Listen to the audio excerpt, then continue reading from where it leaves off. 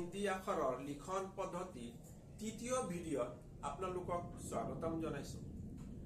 এই ভিডিঅ'ত আখৰৰ আদি অংশ ইনিচিয়েল পাৰ্ট অফ লেটাৰ্ছ ইংৰাজীৰ সংখ্যা 2 ব্যৱহাৰ কৰি হিন্দীত 5টা আৰু 3 ব্যৱহাৰ কৰি হিন্দীত আখৰ 8টা কেনেকৈ সহজে লিখিব পাৰি তাৰে আলোচনা কৰিম। হিন্দী আখৰবোৰৰ লিখন বিধি শিকাৰ আগেই আখৰৰ আদি অংশ ইনিচিয়েল পাৰ্ট অফ লেটাৰ্ছ 2 আৰু 3 লগতে 180 ডিগ্ৰী কোণৰ পূৰ্ণ মাত্ৰা আৰু অৰ্ধ মাত্ৰা চিনটো লিখি অভ্যাস কৰিব লাগে। এই চিনটো হৈছে আখৰৰ আদি অংশ, এই চিনটো হৈছে 180 ডিগ্ৰী কোণৰ মাত্ৰাৰ চিন, পূৰ্ণ মাত্ৰা 180 ডিগ্ৰী পূৰ্ণ মাত্ৰাৰ চিন আৰু 180 ডিগ্ৰী অৰ্ধ মাত্ৰাৰ চিন। এই চিনটো হিন্দী আখৰবোৰ লিখোতে এই চিন আৱশ্যকতা আছে, এই চিনৰ আৱশ্যকতা আছে। তাৰপিছত ইংৰাজীৰ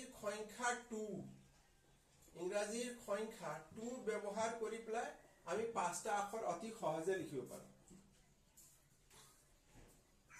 6টা আখৰ আমি সহজে লিখিব পাৰোঁ। হিন্দী আখৰৰ ইংৰাজীৰ সংখ্যা 2 ব্যৱহাৰ কৰি আমি 6টা আখৰ অতি সহজে লিখিব পাৰোঁ। যেনে ৰ, চ, খ, তালব্য, য় আৰু থ, এই 6টা আখৰ আমি অতি সহজে লিখিব পাৰোঁ। নেক্সট হৈছে 3 ইংৰাজী সংখ্যা 3 প্ৰয়োগ কৰি ইংৰাজীৰ সংখ্যা বা নাম্বাৰ 3 ব্যৱহাৰ কৰি আমি 8টা আখৰ অতি সহজে লিখিব পাৰোঁ। আমি হিন্দীৰ 8টা আখৰ আমি সহজে লিখো। উ, ছোটা উ, বড়া উ, অ, আ, ও, ঔ, অং আৰু অহ।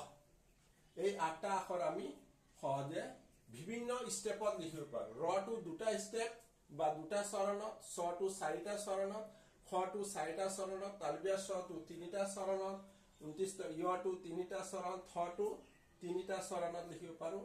উটো আকৌ 2টা চৰণ, ছোটা উ 2টা চৰণত, বড়া উ 3টা চৰণত, অটো 4টা চৰণ, আটো 5টা, অটো 6টা, অটো 7টা, অংটো 5টা আৰু অটো 6টা চৰণত আমি সহজে লিখিব পাৰোঁ। এতিয়া কথা হ'ল এই 6টা আখৰৰ ওপৰত 5টা আখৰত কি হৈছে পূৰ্ণ মাত্ৰাৰ চিহ্ন ব্যৱহাৰ কৰা হয় আৰু থটোত অৰ্ধ মাত্ৰাৰ চিহ্ন ব্যৱহাৰ কৰা হয়।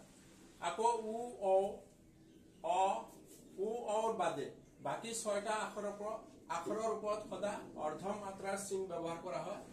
উ, ছোটা উ আৰু বড়া উৰ ওপৰত সদায় পূৰ্ণ মাত্ৰাৰ চিহ্ন ব্যৱহাৰ কৰা হয়। আমি ৰটো লিখোতে কেনেকে লিখিম? ফাৰ্ষ্ট স্টেপ, সেকেন্ড স্টেপ, এই 2টা স্টেপত আমি ৰটো লিখিব পাৰোঁ। ঠিক তেনেকে য়টো আমি থটো লিখিব পাৰোঁ। First step, second step, third step, আমি 3টা স্টেপত লিখিব পাৰোঁ। আকৌ ইংৰাজী সংখ্যা 3 ব্যৱহাৰ কৰি আমি ছোটা উ লিখিব পাৰিলে 8টা আখৰ লিখিব পাৰোঁ। ছোটা উটো ফাৰ্ষ্ট স্টেপ, ইংৰাজী সংখ্যা 3, সেকেন্ড স্টেপ, এই 2টা স্টেপত আমি লিখিব পাৰোঁ। ঠিক তেনেকৈ অ বা ঔ, ফাৰ্ষ্ট স্টেপ, ইংৰাজী সংখ্যা 3, second step, third step,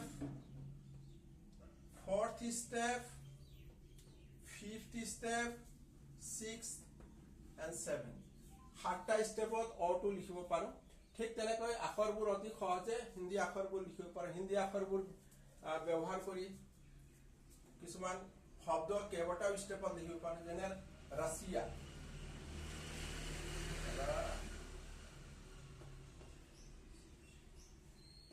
first step, second step, third step, 3টা স্টেপত আমি লিখিব পাৰোঁ।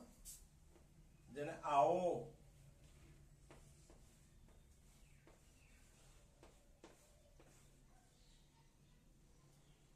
সদায় অৰ্ধমাত্ৰা ব্যৱহাৰ অৰ ওপৰত অৰ্ধমাত্ৰা ব্যৱহাৰ কৰা হয়। ফাৰ্ষ্ট ষ্টেপ ছেকেণ্ড ষ্টেপ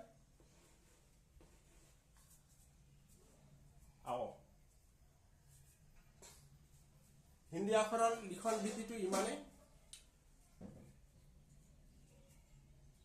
ভিডিঅ'টো যদি ভাল লাগিছে তেন্তে লাইক আৰু কমেন্ট কৰিবলৈ নাপাহৰিব নমস্কাৰ জয় অসম।